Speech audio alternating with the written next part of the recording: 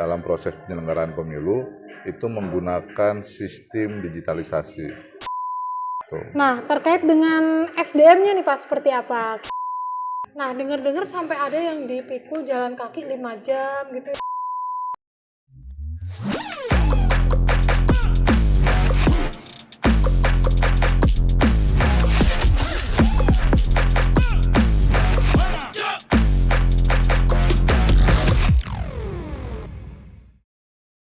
Assalamualaikum warahmatullahi wabarakatuh. Teman pemilih, jumpa lagi dengan saya Anis Marini Ardi dalam acara podcast KPU Provinsi Banten. Teman pemilih, hari ini kita telah kehadiran tamu yang sangat istimewa, yaitu Bapak Ahmad Subagja. Apa kabar Bapak? Sehat? Alhamdulillah Mbak Ani sehat selalu. Baik, Pak Ahmad Subagja ini akrab dipanggil Pak OHA. Beliau merupakan Ketua Divisi Teknis Penyelenggaraan Pemilu KPU Provinsi Banten. Nah, Pak OHA, apa kabar hari ini? Aktivitasnya apa aja, Pak? Oh ya, terima kasih Mbak Ani. Jadi hari ini kita sedang melaksanakan fit and proper test untuk KPU Kabupaten Lebak, karena memang masa jabatannya tanggal 3 Februari itu sudah habis AMD-nya, jadi kita sudah harus melaksanakan FVT, jadi sebelum tanggal 3 kita harus sudah selesai, dan tanggal 3 mudah-mudahan sudah akan diumumkan dan dilantik hasil seleksi untuk KPU Kabupaten Lebak yang baru. Oke, luar biasa ya, di tengah kesibukannya Pak OHA ini masih menyempatkan hadir di podcast KPU Provinsi Banten. Nah, Pak OHA, kita melihat bahwa Provinsi Banten itu merupakan provinsi yang sangat istimewa ya Pak ya. Daftar pemilih kita terdiri dari 8,8 juta pemilih, yang itu terbesar kelima ya Pak ya di Indonesia. Kemudian kita melihat bahwa Provinsi Banten itu merupakan daerah yang sangat multikultural, dari mulai masyarakat adat, masyarakat pesisir, pedalaman, dan juga kosmopolit, semuanya ada di Banten. Betul. Nah, tentu saja ini menjadi PR besar ya Pak ya, untuk mengelola jumlah yang sebegitu banyak. Dan bagaimana Pak proses tahapan pemilu saat ini Pak? Oke, terima kasih Mbak Anies. Jadi perlu kita pahami bersama bahwa pemilu 2024 ini pendekatannya lebih banyak menggunakan pendekatan teknologi, pendekatan digitalisasi. Artinya bahwa semua tahapan yang dilaksanakan oleh KPU dalam proses penyelenggaraan pemilu itu menggunakan sistem digitalisasi. Kita memang eranya adalah era modern, era yang menggunakan teknologi, sehingga KPU dalam mengelola pemilu juga harus beradaptasi dengan perkembangan zaman. Nah, tahapan-tahapan yang dilakukan mulai dari verifikasi partai politik sampai dengan proses penghitungan suara, penetapan calon, semuanya menggunakan sistem aplikasi digital. Apa yang harus dipersiapkan oleh KPU? Tentu KPU mengupgrade kemampuan SDM-nya, termasuk teman-teman peserta pemilu, supaya ini mempermudah dalam proses pelaksanaan pemilu. Jadi itu bagian dari kemajuan saya kira dalam pengelolaan penyelenggaraan pemilu, supaya pemilu kita, demokrasi kita lebih maju, lebih modern. Oke, jadi kita beradaptasi dengan zaman, kita sesuaikan, oh sekarang nih bentuknya digitalisasi, jadi semuanya menggunakan aplikasi ya Pak ya. Bukan hanya untuk mempermudah kita sebagai penyelenggara, tapi juga untuk mempermudah proses demokratisasi di masyarakat. Nah, jadi teman pemilih, dari penjelasan Pak OHA tadi, kita melihat bahwa KPU itu berusaha untuk menyesuaikan dengan zaman ya Pak ya, spirit zamannya kita sesuaikan dengan adanya digitalisasi dalam proses penyelenggaraan pemilu di setiap tahapannya. Nah, Pak, aplikasi apa saja Pak yang bisa kita lakukan ya untuk tahapan-tahapan itu Pak? Oh iya, jadi memang kita harus sudah mulai membiasakan diri mengenal dan menggunakan aplikasi yang sudah disiapkan oleh KPU Pusat ya. Pertama, dalam proses verifikasi partai politik, kita menyiapkan aplikasi SIPOL namanya. SIPOL ini Sistem Informasi Partai Politik. Jadi teman-teman partai politik itu harus menyampaikan semua dokumen tentang kepartaiannya, mulai dari itu dukungan partai, kepengurusan, kartu anggota, sampai dengan syarat-syarat administrasinya itu di-upload di dalam SIPOL, sehingga ini juga mempermudah teman-teman partai politik dalam proses verifikasi partai politik.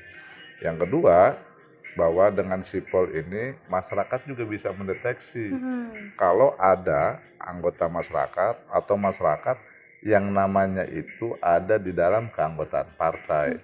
Nah, bisa dideteksi di dalam sipol supaya memang teman-teman partai politik juga terkontrol oleh masyarakat soal keanggotaannya. Jadi jangan sampai masyarakat yang tidak merasa jadi anggota partai tapi tiba-tiba dicatut namanya menjadi anggota partai. Karena tidak semua warga negara Indonesia itu menjadi anggota partai. Ada beberapa kelompok masyarakat yang memang dilarang berdasarkan undang-undang untuk menjadi anggota partai. ASN, TNI Polri misalnya, itu bagian dari kelompok yang memang dilarang untuk menjadi anggota partai politik. Itu yang pertama soal sipol. Yang kedua adalah soal pembentukan atau penataan daerah pemilihan. Nah, KPU membentuk atau membuat aplikasi yang namanya Sidapil, Sistem Informasi Daerah Pemilihan. Ini dalam rangka untuk memastikan soal prinsip-prinsip penataan dapil itu terpenuhi di dalam proses penyusunan dapil. Ada 7 prinsip penataan dapil soal kohesivitas, kesetaraan wilayah, soal kesinambungan dan seterusnya. Nah, di dalam aplikasi itu bisa langsung terdeteksi, sehingga pembagian kursi di dalam setiap dapil itu lebih proporsional, bisa mewakili kelompok masyarakat, baik itu partai politik maupun masyarakat. Yang ketiga adalah soal penyusunan daftar pemilih. Nah, KPU punya yang namanya aplikasi Sidali. Aplikasi Sidali ini cukup canggih saya kira, cukup modern, cukup baik, cukup bagus. Karena kenapa? Bukan hanya mempermudah dalam proses pemutahiran daftar pemilih, tapi juga masyarakat bisa langsung memberikan informasi manakala ada masyarakat yang tidak terdaftar di dalam daftar pemilih. Sehingga bisa cek dia namanya di dalam aplikasi Sidali. Dan itu sangat mudah untuk bisa digunakan, kemudian dipelajari oleh seluruh lapisan masyarakat. Itu soal daftar pemilih. Kemudian ada yang namanya soal sistem pencalonan atau silon. Nah, semua peserta pemilu ketika ingin menyampaikan proses pencalonannya, baik itu anggota DPR atau misalnya calon perseorangan, itu menggunakan aplikasi silon. Nah, aplikasi silon ini memudahkan partai politik untuk bisa melakukan updating data supaya calon-calon yang diusulkan oleh partai politik itu tidak ganda di partai yang lain. Karena langsung terdeteksi. Kenapa? Karena sistem kita online.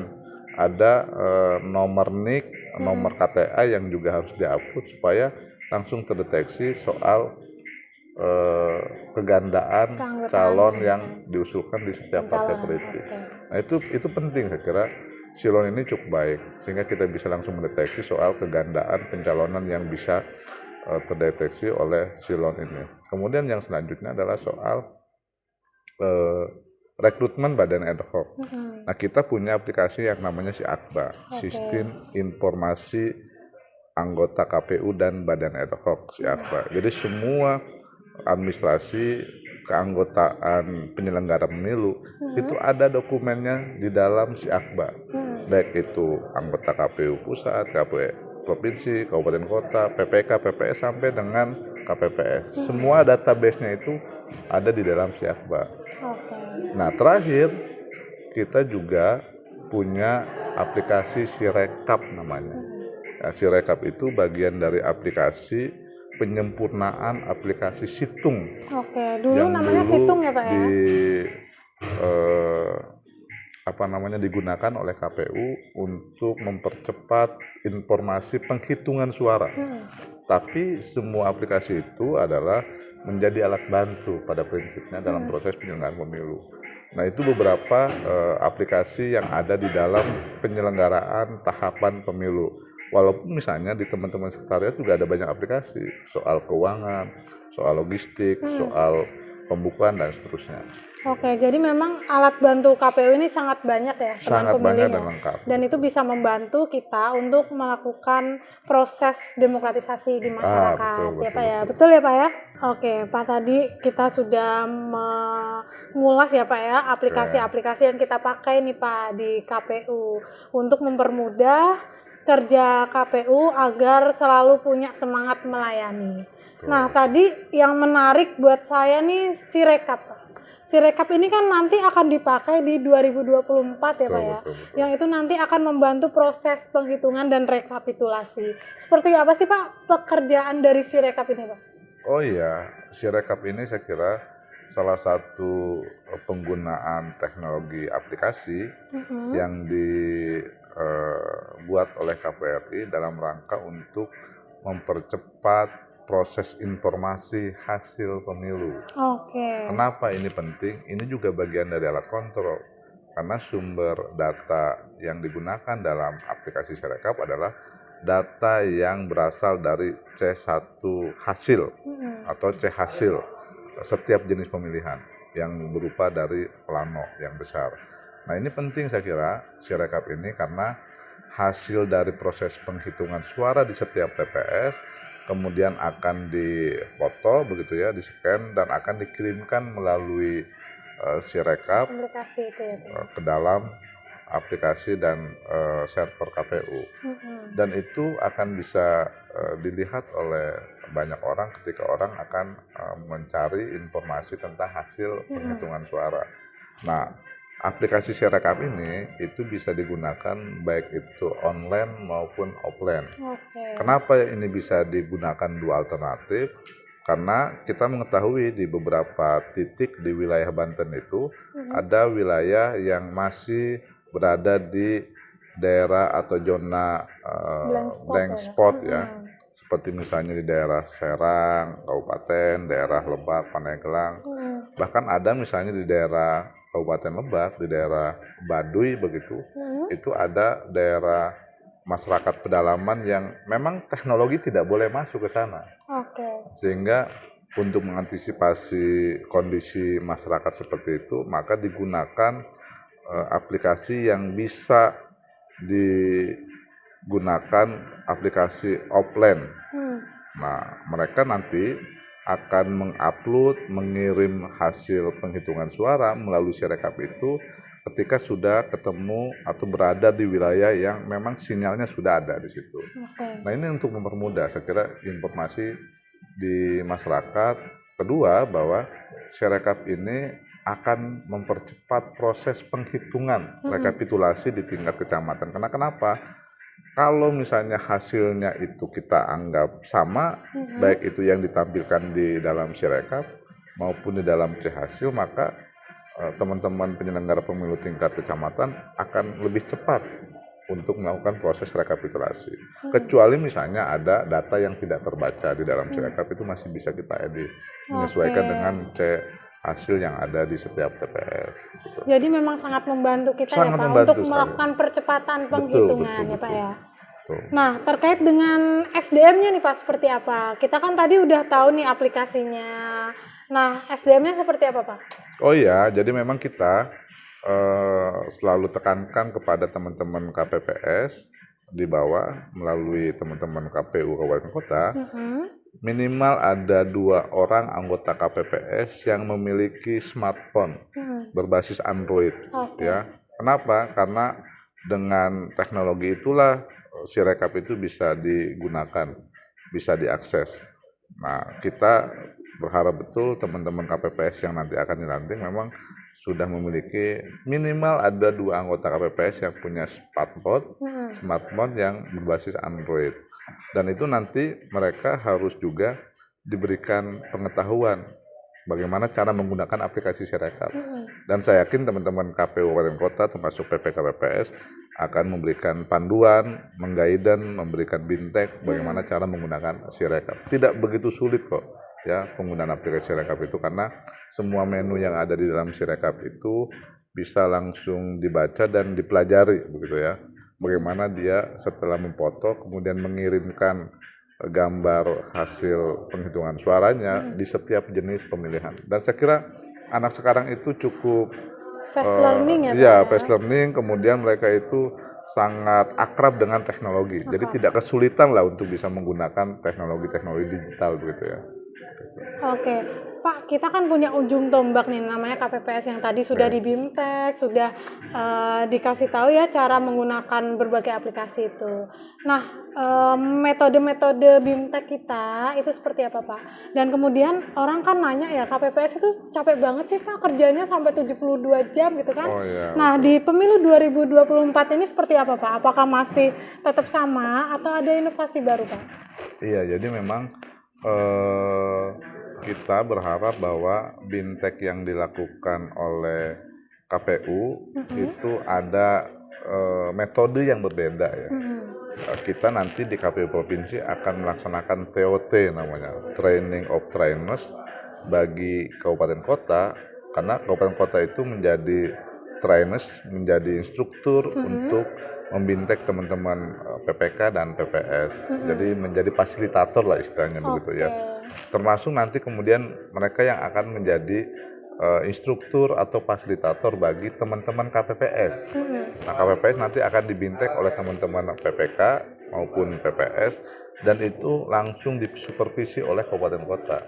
Kalau misalnya jumlah TPS-nya banyak. Nah, bentuk TOT ini saya kira ini metode yang cukup baik karena ada interaksi, ada proses pembelajaran dan tidak hanya satu arah ya BIMTEK yang dilakukan. Jadi ini cukup baik dan KPRI saya kira sudah mengeluarkan modul untuk pelaksanaan TOT termasuk BIMTEK KPPS, termasuk buku panduan KPPS yang itu menjadi pegangan bagi KPPS yang akan melaksanakan proses pemungutan dan penghitungan suara pada saat tanggal 14 Februari nanti kan. Oke, jadi memang persiapannya sedetail itu ya Pak ya? Betul. Dan kita cukup pede ya Pak ya untuk melaksanakan pemilu 2024 dengan damai? Oh iya, kita sangat yakin lah.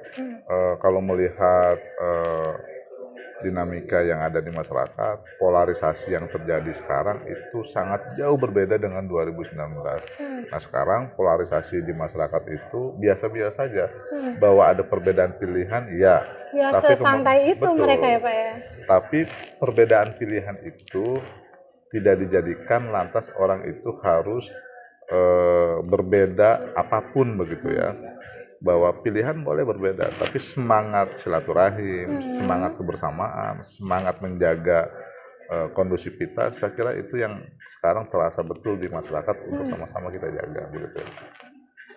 Oke Pak, boleh dong sambil ngopi Oh iya, Pak, biar dari santai tadi sudah kita saya ya. minum terus nih Mbak Anis. Cukup manis ternyata kopinya. Baik Pak. Tapi menarik sih Pak terkait dengan berbagai macam hal yang kita persiapkan. Kita kira KPU cukup prepare ya Pak ya untuk membuat KPU bisa melayani pemilu 2024 dengan damai dan sukses. Nah, tapi di samping itu pasti ada ya Pak ya kayak dinamika yang terjadi di lapangan.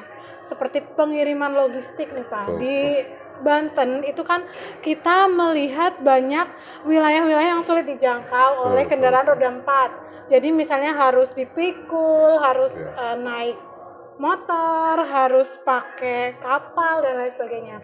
Nah, itu seperti apa Pak komitmen kita untuk tetap mendistribusikan logistik secara tepat waktu Pak? Oke, pertama bahwa kita sudah memetakan beberapa daerah yang rawan bencana, kemudian daerah-daerah yang lokasi tersulit begitu ya, terluar, supaya kita bisa mengantisipasi soal distribusi logistik. Nah, kami di KPU termasuk kita dorong kabupaten kota juga harus bekerja sama dengan TNI Polri kalau misalnya menemukan kendala dalam distribusi logistik. Nah, di Banten ada beberapa lokasi yang saya kira itu menjadi perhatian kita serius, misalnya di daerah Lebak, di daerah Pandeglang, di daerah Serang ya, Kabupaten Serang, itu ada beberapa wilayah yang memang lokasinya itu cukup menantang.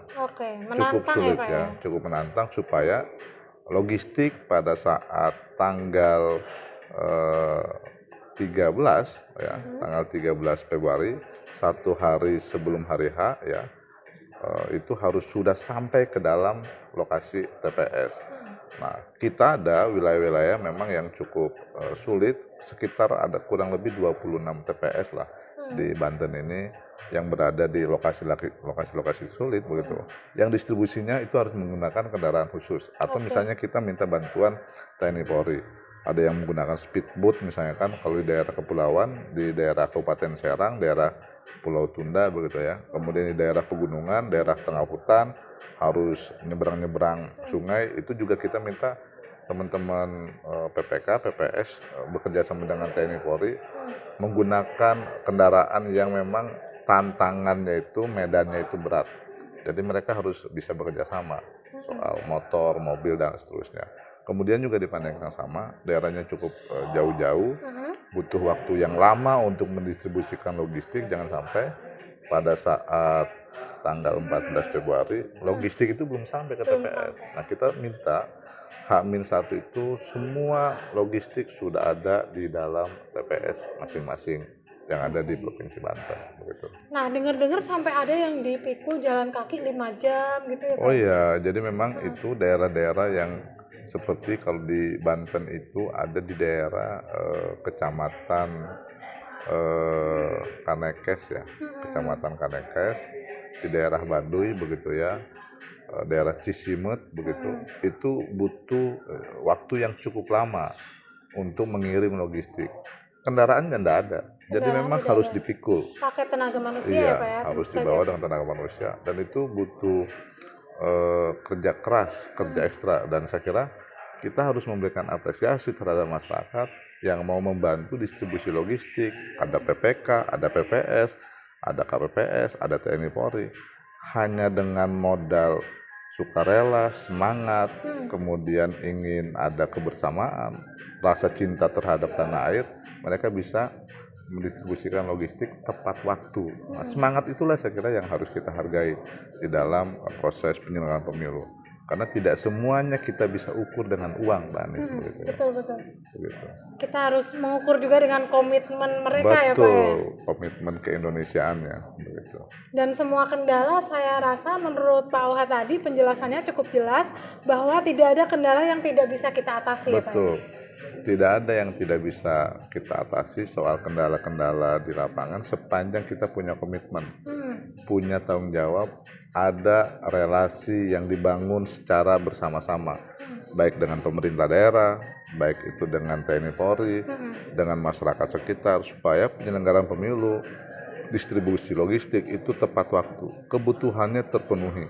Jangan sampai pemilu itu tidak berjalan dengan baik karena hambatan-hambatan, baik itu hambatan teknis maupun non teknis begitu. Oke, luar biasa ya penjelasan dari Pak Auha. Nah, alhamdulillah tak terasa teman pemilih kita sudah sampai di penghujung acara. Nah, jangan lupa tetap ikuti terus perkembangan kepemiluan melalui kanal official media sosial kita yang resmi di Facebook, di TikTok, di Instagram maupun di Twitter. Nah, teman pemilih juga bisa subscribe YouTube kita di KPU Provinsi Banten, dan jangan lupa untuk hadir di TPS 14 Februari 2024. Saya ucapkan terima kasih Pak Auha atas pencerahannya ya, komitmennya dalam mengawal demokrasi di Banten ya Pak ya. Terima kasih banyak. Semoga kita sukses, kawal sama-sama. Iya, lancar rezeki dan juga lancar pekerjaannya. Nah, teman pemilih, kami undur diri. Terima kasih. Wassalamualaikum warahmatullahi wabarakatuh. Waalaikumsalam warahmatullahi wabarakatuh. Kita memilih untuk Indonesia.